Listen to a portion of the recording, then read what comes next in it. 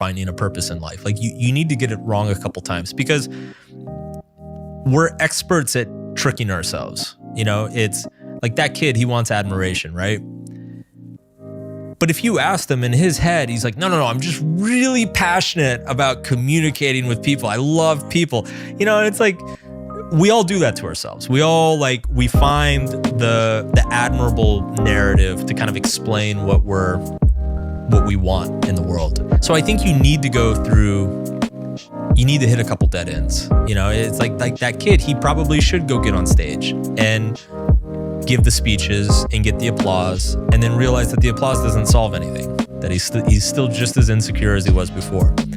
Because then once he does that, then he'll be ready to ask that question of like, why do I want to do this? Like, why am I really doing this?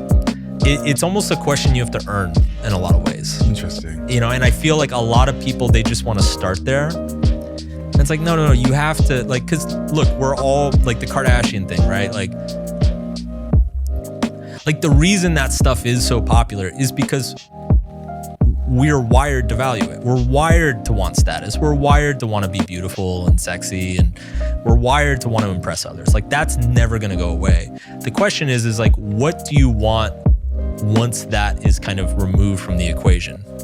But I think mentally, to be able to remove it from the equation, you have to try to get some of it first and see that it doesn't work.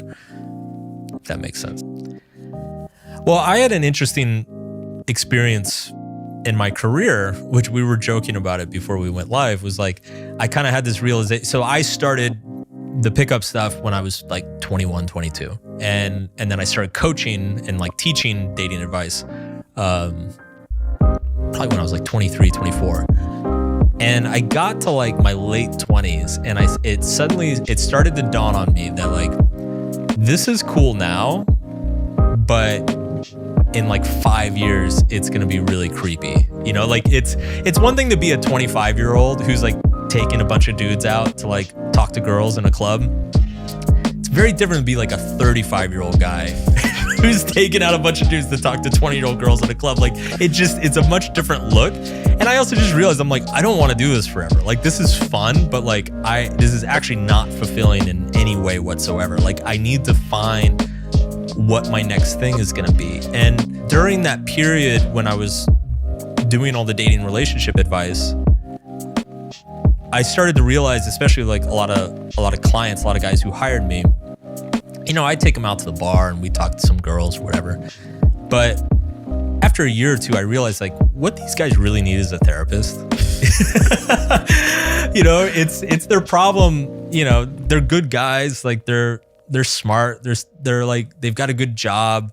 They're a little bit nervous talking to a girl, but like who isn't? What most of their problems were is like very deep-seated insecurities, emotional issues, and they hadn't dealt with it yet.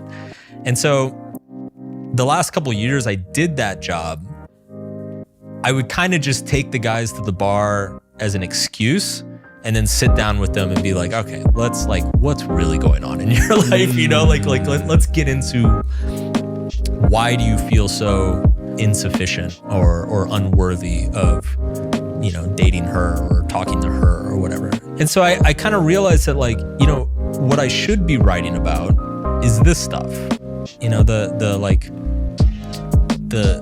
3 best first dates, or like how to get her to reply to your text every time. Like I was writing stuff like that back then because it got traffic and it would get sales. But I'm like, that's not what people actually need. That's not what they need to hear. What they need to hear is kind of this deeper stuff about self-esteem and self-worth and vulnerability.